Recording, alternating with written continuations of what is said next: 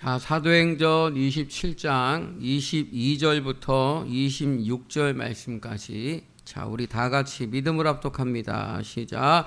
내가 너희를 권하노니 이제는 안심하라. 너희 중 아무도 생명에는 아무런 손상이 없겠고 오직 배뿐이리라. 내가 속한 바 곧 내가 섬기는 하나님의 사자가 어젯밤에 내 곁에 서서 말하되 바울아 두려워하지 말라. 내가 가이사 앞에 서야 하겠고 또 하나님께서 너와 함께 항해하는 자를 다 내게 주셨다 하였으니 그러므로 여러분이여 안심하라. 나는 내게 말씀하신 그대로 되리라고 하나님을 믿노라. 그런즉 우리가 반드시 한 섬에 걸리리라 하더라. 아멘.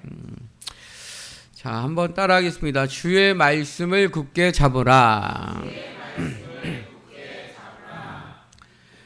여러분, 우리의 내일을 아시고 내일의 주인 되신 하나님께서 이 6월의 문을 열어주시면서 우리에게 주신 말씀은 굳게 잡으라입니다. 굳게 잡으라. 계시록 2장 25절 말씀. 자, 믿음으로 시작. 다만 너희에게 있는 것을 내가 올 때까지 굳게 잡으라. 아멘. 여러분, 하나님께서 굳게 잡으라고 하신 것은 나를 흔드는 세력이 있기 때문에, 나를 넘어지게 하는 세력이 있기 때문에 굳게 잡으라는 거죠. 그때 무엇을 잡아야 하는가? 첫째, 나를 사랑하시는 그 주님 사랑 굳게 잡고, 내게 주신 예수 이름 굳게 잡고, 내게 맡겨주신 주의 일을 굳게 잡고, 내게 주시는 주의 말씀을 굳게 잡아야 될 줄로 믿습니다. 자, 오늘은 마지막 네 번째, 내게 주시는 주의 말씀을 굳게 잡으시기를 바랍니다. 사도 바울이 탄 배가 유라굴로라는 광풍을 만납니다. 여러분, 이러한 풍랑은 바울의 인생에도 있지만 우리 삶에도 있을 것입니다. 그런데 바울은 다른 사람들과 다른 것이 있었어요. 풍랑을 만났을 때 첫 번째, 바울은 두려워하지 않았습니다. 두 번째, 흔들리지 않았습니다. 세 번째, 침착했습니다. 네 번째, 지혜롭게 대처했습니다. 여러분, 풍랑을 만나게 되고 풍랑이 찾아오게 되면 당연히 두려움이 오고 마음이 흔들리고 불안하고 또 즉흥적으로 행동하게 되는데, 어떻게 바울은 두려워하지도 흔들리지도 않았고 침착하게 지혜롭게 행동할 수 있었을까? 우리가 이 풍랑을 이기려면 어떻게 해야 되는가? 자, 사도행전 27장 22절부터 24절 말씀까지 우리 다시 한번 믿음으로 합독합니다. 시작. 내가 너희를 권하노니 이제는 안심하라. 너희 중 아무도 생명에는 속한 바 곧 내가 섬기는 하나님의 사자가 어젯밤 내 곁에 서서 말하되 바울아 두려워하지 말라. 내가 가이사 앞에 서야 하겠고 또 하나님께서 너와 함께 항해하는 자를 다 하였으니. 아멘. 여러분, 풍랑 가운데서 흔들리지 않을 수 있었던 이유가 무엇입니까? 첫 번째는 말씀을 들었기 때문입니다. 여러분, 하나님 뭐라고 말씀하십니까? 바울아 두려워하지 말라. 한마디로 안 죽는다는 거죠. 근데 그 말씀이 들렸고 또 들었고 그리고 아멘 했고 믿었습니다. 그리고 바울은 사람들에게 이렇게 말하는 거예요. 안심하십시오. 여러분 다 안심하십시오. 여러분 중에 아무도 생명에는 손상이 없겠고 오직 배만 조금 부서질 뿐일 겁니다. 여러분, 풍랑을 보면 분명 죽을 상황이고 사람들도 다 죽는다고 하고 전문가도 그렇게 말하는데 지금 이 바울 하나만 안 죽는다는 거예요. 안심하라는 거예요. 여러분, 하나님의 말씀이 들리고 듣는 것이 항해와 같은 인생길에 가장 확실한 은혜임을 믿으시기 바랍니다. 그래서 여러분, 하나님과 연결된 사람은 가벼운 인생을 살지 않습니다. 마음이 흔들리는 삶을 살지 않는다는 거예요. 반대로 흔들리는 사람은 어떤 사람이에요? 하나님의 말씀이 들리지 않을 때, 아니면 들리지만 듣지 않을 때, 아니면 들었지만 믿지 않을 때, 아니면 믿었지만 그렇게 살지 않을 때, 두려울 때 두렵고, 불안할 때 불안하고, 조급할 때 조급하고, 흔들릴 때 흔들리는 수밖에 없다라는 거죠. 그러므로 여러분, 우리가 말씀에 기반을 두지 않으면 우리는 계속해서 흔들릴 수밖에 없는 거예요. 또 사람들은 하나님의 말씀보다 전문가들의 말에 인생의 기반을 두기도 하는데, 오늘 본문에 보면 바울이 이 유라굴로 강풍을 만나기 전에 이미 가지 말자고 합니다. 가지 말자. 자, 사도행전 27장 10절부터 11절 말씀. 자, 믿음으로 시작. 여러분이여 내가 보니, 다시 한번 말하되, 시작. 말하되 여러분이여 내가 보니 이번 항해가 화물과 배만 아니라 우리 생명에도 타격과 많은 손해를 끼치리라 하되, 백부장이 선장과 선주의 말을 바울의 말보다 더 믿더라. 아멘. 여러분, 선장과 선주는 바다 전문가입니다. 항해 전문가예요. 그러니 백부장이 바울의 말보다 전문가의 말을 더 신뢰하고 있는 거죠. 여러분, 결국 어떻게 됩니까? 자, 사도행전 27장 12절 말씀 시작. 그 항구가 겨울을 지내기에 불편하므로 거기서 떠나 아무쪼록 베닉스에 가서 겨울을 지내자 하는 자가 더 많으니, 베닉스는 그레데 항구라. 한쪽은 서남을, 한쪽은 서북을 향하였더라. 아멘. 결국에는 항해를 시작하게 되고, 그러다 이 풍랑을 만나게 된 겁니다.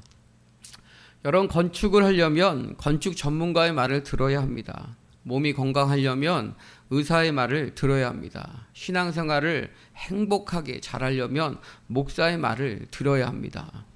전문가의 말은 너무너무 중요합니다. 그러나 여러분, 그것만 믿으면 안 됩니다. 모든 일을 주관하시는 분은 하나님이시니 우리는 하나님의 말씀을 들어야 될 줄로 믿습니다. 그러므로 우리는 하나님의 말씀에 우리 인생의 기반을 두고 살아야 할 줄로 믿습니다. 아시는 분들은 아시겠지만 이번 주에 건물주를 통해서 오페스 하수관을 연결하는 작업을 하기 위해서 우리 이 건물, 교회 건물 안에 장비가 들어와야 하니까 지금 현재 있는 이 창고하고 테라스 일부를 철거해 달라는 그 요청을 받았습니다. 그 소식을 처음 듣고는요, 너무 두려웠어요. 그리고 마음이 흔들렸어요. 그리고 불안했어요. 그리고 조급했어요. 그런데 시간이 조금 지나고 나니까 말씀으로 깨달아지는 게 있는 거예요. 그리고 나니까 두려움이 싹 사라지고 마음이 안정되어지고 하나님께 감사하게 됐는데, 그 이유는 첫 번째는 이 일이 성령 하나님께서 주시는 감동으로 이끄시는 이 11차 성전 건축을 위한 매일 기도의 기간 중에 일어난 것에 감사했고, 두 번째는 우리에게는 이미 성령 하나님께서 성전 건축이라는 꿈을 주셨기 때문입니다. 만약 이 꿈이 없었다면 정말 이해할 수 없는 고난이고 막막하고 두렵고 불안하고 조급하고 흔들렸을 텐데, 매일 예배하고 기도하니까, 꿈이 있으니까, 들어가야 할 가나안이 있으니까, 말씀이 있으니까 이해할 수 없는 고난이 아니라 오히려 이사갈 준비를 하라고 주셨다는 믿음이 오는 거예요. 그럼 여러분, 이 일은 하나님께서 우리에게 주신 축복임을 믿으시기 바랍니다. 우리 옆사람에게 인사합시다. 이사갈 준비합시다. 여러분, 물론 철거 비용이 들겠지만 여러분, 그것은 손해보는 비용이 아니라 필요 비용이에요. 필요 비용. 그러니까 그것 또한 감사한 거죠. 사랑하는 성도 여러분, 세상 사람들이 뭐라고 하든 내 감정이, 내가 보는 것이, 내 상황이 뭐라고 하든지 여러분, 하나님이 그 길을 보증하면 가야 할 줄로 믿습니다. 그 길은 풍랑 중이라도 하나님의 말씀을 듣고 지켜 행하면 반드시 우리를 살려주십니다. 일으켜 주십니다. 그러니까 여러분 주께서 주시는 말씀을 굳게 잡으시기 바랍니다. 자, 우리가 또 풍랑을 이기기 위해서는 두 번째는 버릴 것을 버려야 된다라는 거예요. 따라해, 버릴 것은 버리자. 자, 사도행전 27장 18절부터 19절. 자, 믿음으로 시작. 우리가 풍랑으로 심히 쓰다가 이튿날 사공들이 사흘째 되는 날에 배의 기구를 그들의 손으로 내버리니라. 아멘. 오늘날 많은 사람들이 안타깝게 하나님을 말하지만 다른 것에 매달려 있는 것을 봅니다. 하나님을 이야기하지만 사실 붙잡고 있는 건 다른 거예요. 여러분 하나님을 믿으십니까? 여러분 진짜 하나님 믿으세요? 하나님 믿으시면 아멘. 오늘도 많은 사람들에게 안타까움은 조금 더 여유 있겠다고 믿음이 믿음되지 못하고, 조금 더 즐기겠다고 믿음이 믿음되지 못하고, 조금 더 쉬겠다고 믿음이 믿음되지 못하고, 조금 더 잘 살아보겠다고 믿음이 믿음되지 못하는 경우가 얼마나 많은지 몰라요. 사랑하는 성도 여러분, 제자들은 주님을 따를 때 다 버리고 따랐어요. 베드로는 배를 버렸어요. 마태는 세관의 관직을 버립니다. 모세는 바로 공주의 아들이라는 칭호를 버려요. 버리니까 영광 가운데 쓰임 받더라는 거예요. 여러분 풍랑 가운데 우리가 기억해야 하는 것은 내가 뭘 버려야 하지 하는 생각을 가질 필요가 있다라는 거예요. 버려야 하고 놓아야 할 게 있다라는 거죠. 여러분 버릴 때 하나님께 가볍게 쓰임 받게 될 줄로 믿습니다. 여러분 이번에 이제 창고를 정리하면서 우리가 버릴 것은 버려야 되는 거예요. 하나님께서 부시는 것은요 다시 세우시기 위해서인 줄로 믿습니다. 부시지 않으면 세울 수 없어요. 버리지 않으면 채울 수 없으니까요. 이 일을 육신의 일이 아니라 영적인 일로 받아들이시기를 축복합니다. 주님께서도 나를 따르고자 하는 자는 자기 자신을 버리라고 하셨어요. 버리면 얻게 될 줄로 믿습니다. 풍랑이 일어나는 바다에 하나님보다 사람 의지하고 물질 의지하고 세상 의지하고 사랑하고 붙들고 살았던 것을 다 버리는 거예요. 심지어 풍랑 앞에서 두려워하고 흔들리고 조급해하는 나도 하나님께 버리시기를 바랍니다. 그만 걱정하고 그만 고민하고 나를 은혜의 바다에 던져 버림으로써 오히려 풍성한 것들을 얻게 되시기를 축복합니다. 여러분 풍선같이 생긴 열기구 여러분 다 아시죠? 이 열기구 같은 걸 보면은요, 야, 저 기구가 과연 올라갈까 싶은 거예요. 아무 엔진도 없이 저것이 과연 하늘로 뜰까? 뜰 수 있을까? 그런데 작은 버너에 불을 붙여가지고 이 열기구 안에 가스를 뜨겁게 하니까 열기구가 두둥시 이렇게 뜨는 거예요. 이 열기구가 뜨는 원리는 간단하죠. 공기를 뜨겁게 하면 풍선 안에 뜨거운 분자가 열기구 안에 가득 차거든요. 뜨거운 분자는 움직임이 크고 활발하기 때문에 뜨는 거예요. 자, 여러분 우리도 똑같습니다.